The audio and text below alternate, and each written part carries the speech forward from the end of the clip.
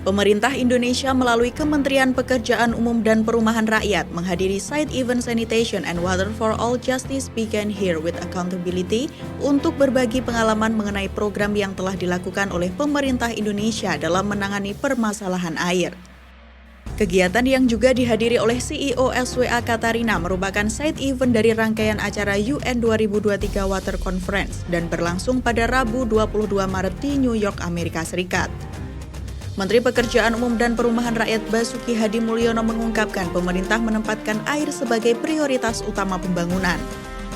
Saat ini pemerintah Indonesia telah menyelaraskan target Sustainable Development Goals dengan rencana pembangunan jangka menengah nasional 2020 hingga 2024. Hal tersebut bertujuan untuk mewujudkan 100% akses air minum dan sanitasi. Saat ini capaian cakupan layanan air minum telah mencapai 91,05% dan peningkatan akses sanitasi sebesar 80,92%, kata Basuki dalam keterangan resmi di Jakarta Jumat 24 Maret. Dia mengatakan upaya Indonesia untuk menyediakan akses air minum dan sanitasi layak bagi seluruh masyarakat menghadapi berbagai tantangan besar, mulai dari urbanisasi, perubahan iklim, kelangkaan air pada waktu dan wilayah tertentu, keterbatasan fiskal daerah hingga pandemi COVID-19 yang telah berlangsung lebih dari 3 tahun. Untuk mencapai target tersebut, pemerintah Indonesia melalui Kementerian PUPR telah melakukan berbagai upaya percepatan, seperti pembangunan prasarana penyedia air minum dengan memanfaatkan 61 bendungan baru untuk meningkatkan kapasitas pelayanan air. Kemudian pembangunan prasarana penyedia air minum untuk mendukung kawasan prioritas nasional seperti kawasan pariwisata di Kali Dendeng dan Labuan Bajo serta kawasan industri di Batang. Kementerian PUPR juga berupaya meningkatkan kapasitas sumber daya manusia dalam bidang water supply management dengan mengembangkan program magister spesial yang bekerja sama dengan Universitas Mitra. Kemudian integrasi pelayanan sanitasi dengan mengkombinasikan sistem on-site dan off-site atau sanitasi inklusif bagi seluruh wilayah untuk memastikan penyediaan layanan air minum dapat diakses oleh seluruh masyarakat.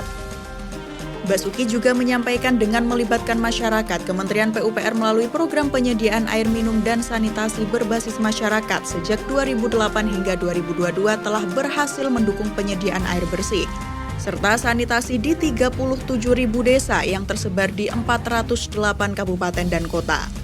Dalam menanggapi transformasi digital dan peningkatan kinerja penyediaan air bersih oleh PDAM, pemerintah Indonesia melakukan inovasi teknologi, seperti penerapan supervisory control dan data acquisition serta teknologi pengelolaan sampah melalui konversi sampah menjadi energi.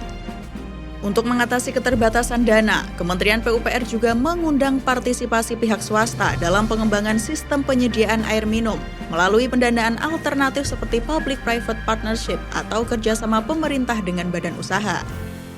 Sebagai tambahan informasi, melalui UN Water Conference 2023, Menteri Basuki juga mengundang seluruh delegasi untuk turut menghadiri World Water Forum ke-10 yang akan dilaksanakan di Bali, Indonesia pada 2024 mendatang. Konferensi ini merupakan tonggak sejarah bagi kita dalam meningkatkan kesadaran akan pentingnya air dalam kehidupan. Juga akan dibahas lebih lanjut dalam agenda World Water Forum ke-10 di Bali, Indonesia.